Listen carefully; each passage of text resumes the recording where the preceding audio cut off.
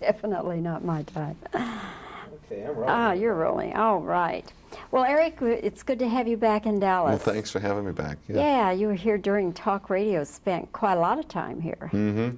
Spent quite a lot of time in my hotel room and out at the studios, but yeah, I got to see that strip of highway a lot, going to the set and coming back and going out and coming back. Yeah. Yeah, everybody always thinks that you go into a place to work and that you just go to every restaurant and see every show, and they don't realize that it's a lot of just... A lot of the hotel room. Yeah. I get to bring a lot of free bars of soap and shampoo back to New York. My wife's really happy about that. Let's talk now about sex, drugs, rock and roll. Unique material in this. Some of it, you laugh a lot, but I found myself, Eric, sometimes, yes, laughing, but some of it, it really just hits you like a jolt. Was that part of your intention? Oh, sure. For me, the show itself and the characters in the show are really like a walk through my own mind and a lot of the boogeymen and demons who live inside of me. Now, a lot of them are pretty straightforward, nasty guys, but there's a lot of stuff out there that upsets me, and it isn't really about nastiness. It's more about pathos and sad things that I see. I live in New York. I see all the different kinds of people on the streets in New York, and you know, sometimes you'll see somebody who's really down and out and trying to make it on very little, and it kind of breaks your heart. I don't really have the answers of what to do about the different things I see, but by putting them up on stage, it's just a chance for me and the audience to kind of look at it together for an hour and a half. Who was your role model for the British rocker? Well,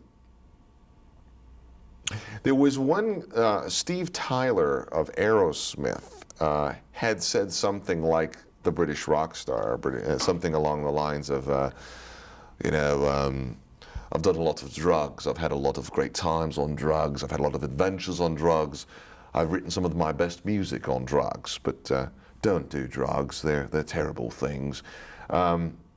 He had said something like that. Now, he's American, so he doesn't speak with that accent. I don't know. I just like fool around and like I fantasize, I play, and I mean that's what that's why it's called a play.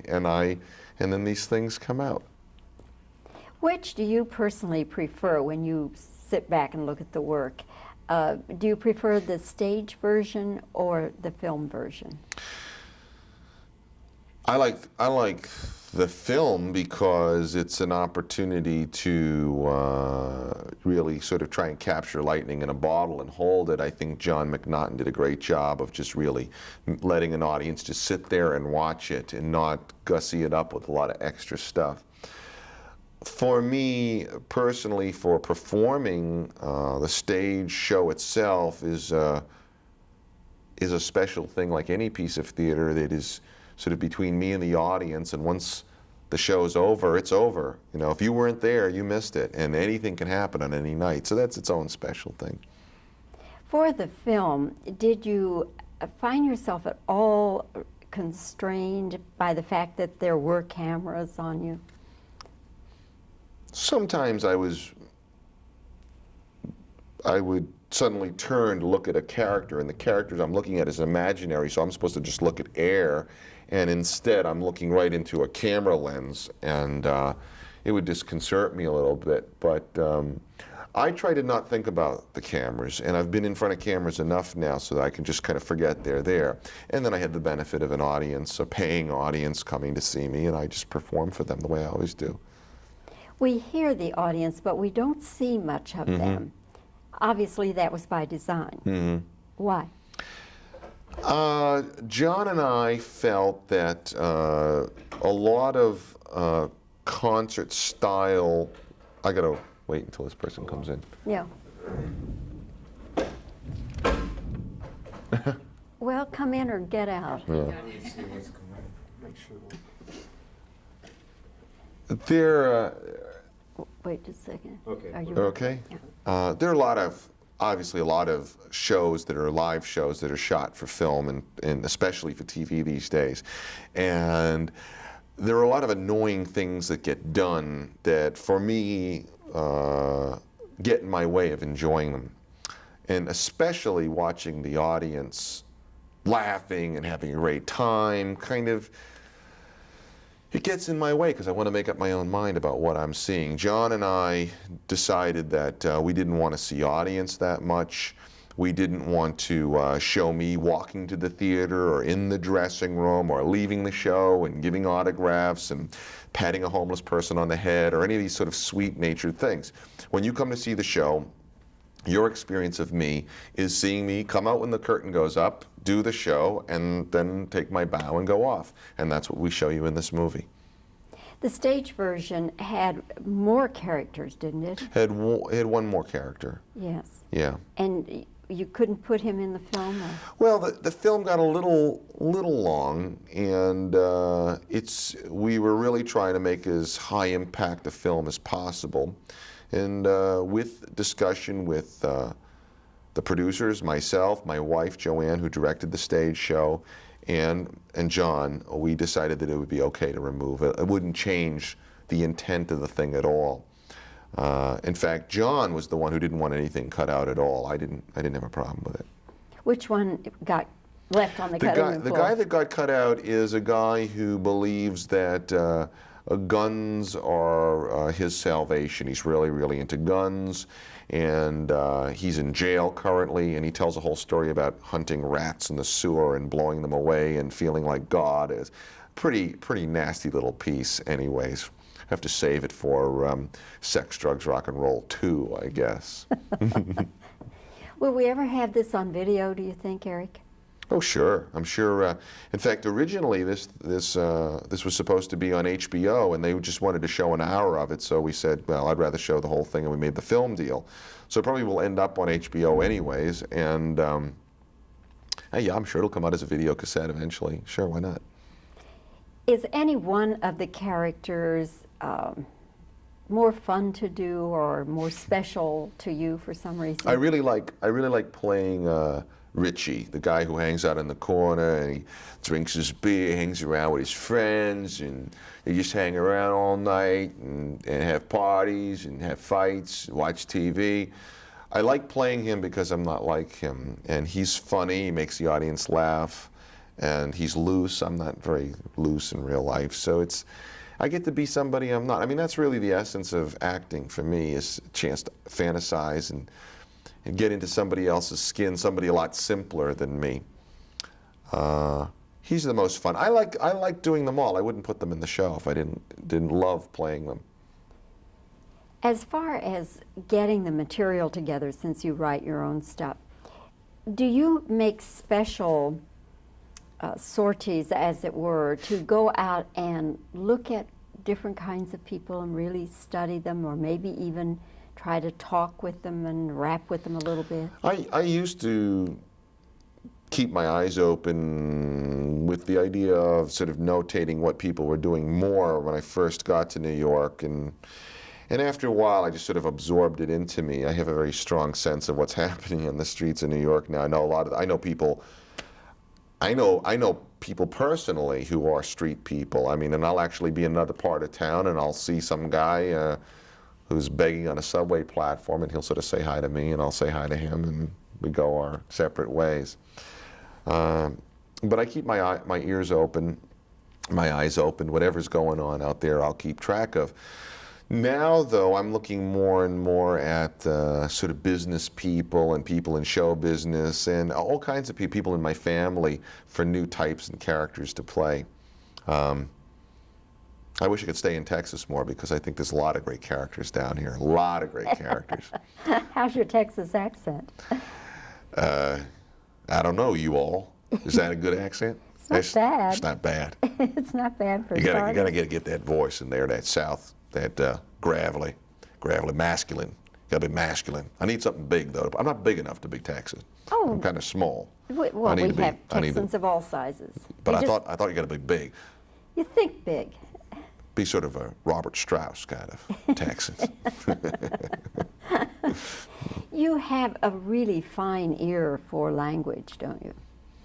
It's like music to me. I listen for the resonances and the melodies that are there, and a lot of American dialects, they're there. And some American dialects, there's nothing there for me to sort of play with, but especially Southern intonations, Italian American, what is commonly thought of as Black American, which is a version of South. They're all these, they have like a sing-song in the voice, and I like to get that because I don't know, it's fun. It just rolls off the tongue. It makes language fun to play with. Yeah.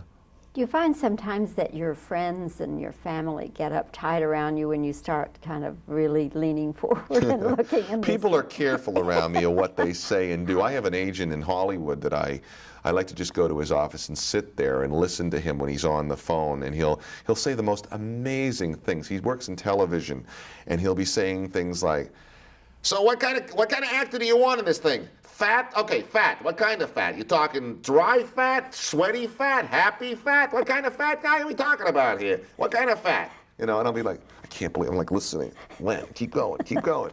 And he's a funny guy. He knows, you know, in a funny way, everybody's playing a character in their own life. So some people really play big characters, and they're the fun kind of people to play, you know. Some kind of, you know, rapper type of guy, you know. Yo, check it out, man. Yo, right here. What you doing, man? How you doing? Hey, slap me 5, man, right there. Yeah, shit. I can't say shit. But, you know what I'm saying? You know what I'm saying? You know. I mean, that guy's like acting him who he is. And anyways, I'm not. I just sit around and listen. Somebody, if someone did Eric Bogosian, what would You they know, do? people do Eric Bogosian, but they won't do it in front of me, and I'm waiting. Alec Baldwin, I think, does a mean Eric Bogosian, but he won't do it in front of me. I'm waiting for it, one of these, because he did talk radio with me, and I don't know. I think the real Eric Bogosian is probably the brow is furrowed and the voice is very deep. I think that's sort of my caricature. Probably not worth doing in the first place. And his hair expands on And his rainy hair days. expands, yes. Expanding hair. Eric, you're fun. I'm glad that we've had this time to talk yeah, because thanks. it's a little more extended than what we had the last time. Yeah. Anyway, I wish you well with Well, the picture. And thanks. I have every confidence that you're going to do very well with this picture. Well, thanks. The thanks. word of mouth will be very good on it. Oh, good. Well, thanks for having me. Thanks. Hi. Now stay where you are. I'm going to do reverse. And I did the show Drinking in America. I found a character just by fooling around with a microphone, something that I can't do so much in person, but when I get a microphone, I get my mouth close to it, and I start to talk like this. Oh, yeah. And I start talking this sort of southern kind of sound. You know, Yeah. And just go on like this and talking like that. And you get it, and I would do it in sort of semi-darkness, and I'd talk like this, and would amplify in the theater, and people would just say, "Where'd he go?" It's like, do we need to be talking about anything in particular I'll talk here? a little bit, and we'll get you just kind of listening and reacting, and and I'm just going to sit here and watch your hair expand. Yeah. I pick up on that line. Yeah. I like real visual lines, you know, lines that have a I lot have of visual hair. Yes. I have ethnic imagery. hair. That's my main problem is ethnic hair. But you know, they just love it. You know, it was a top. My ticket in New York cost $29.50, and I had to put. I said, look, it's one guy on a stage with no set. How much money can you charge for this? $30, and people can't afford to get in. Good reason to do the movie. I mean, people can see it. But they have all these. Did I tell you that whole story about talk radio and when it was made and everything about how, I don't think I told you about, we made talk radio. This is, of course, it's like that. Well, of And it course, went I right think- into Ed Oliver, I had a participation too, in our pocket. And we never said anything to anybody working on the movie. I wasn't going to say anything. Let them say it. No, you but know, I think that became known, at least around here. Oh, really? Oh, yeah. I don't know that people knew the nitty-gritty of it, but people knew that Oliver was getting a, you know, that Oh, Oliver yeah. wasn't Big payday. doing it for cut to the bone. Now, the funny thing is that, of course, you could pay people twice as much, and it still isn't enough. You could pay them 3 times as much. It isn't. I mean, you can't really make the. It's a supply and demand thing, Yeah. and all. And what I'm going to do is to repeat some of the a couple of the questions, and you start to answer. So we'll have the animation of your head and so forth, and your hair. Get that southern wit, don't you? Do you like the governor? The governor. Isn't your governor here a woman? And you don't like the governor? Endearingly call her Aunt B down in Austin. Yeah, she's not my idea of a good governor. No? Oh, I mean, she's all right, you know. I thought she was a hot ticket or something. She smokes pot and snorts coke and all these kind of. Isn't that what she does? God knows She what does? She doesn't? That was just all a smear. Okay. Okay, sorry. All right. Are we ready? Yes. Okay. Eric, do you find that people, when you start leaning forward and watching them and listening a little closer, that you intimidate them? Well, I think that that's what they come and pay their money for. They want to see something that's perhaps a little more aggressive and not so soft as what they can see in any theater. Okay, that's fine. All right. I don't remember that question. Yeah, it was there. Okay. Who was your role model for the British rock star? Well, there were a lot of guys. A lot of people were. It could have been Steve Tyler of Aerosmith. It was somebody I was thinking of specifically because he had said something on MTV about, I don't do drugs. I don't. But I had a lot of adventures on drugs. So. That's fine. Yeah. That's fine. Okay. I'm assuming this is MOS for me, right? Okay. Let's see.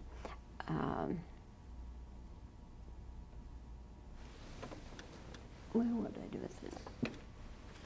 Let's do one more. In the film, we hear audience, but we don't see them. Why is that? John and I pretty much agreed that there were things that we see in your average concert film that are sort of repellent. Seeing the audience, seeing the guy backstage putting on his makeup and walking down the street and singing a little tune and clicking his heels and that stuff. It's like it's all fake, you know. You come to the show to see the guy do the show on stage, so that's what we put in the movie. Okay. All right. Well, I think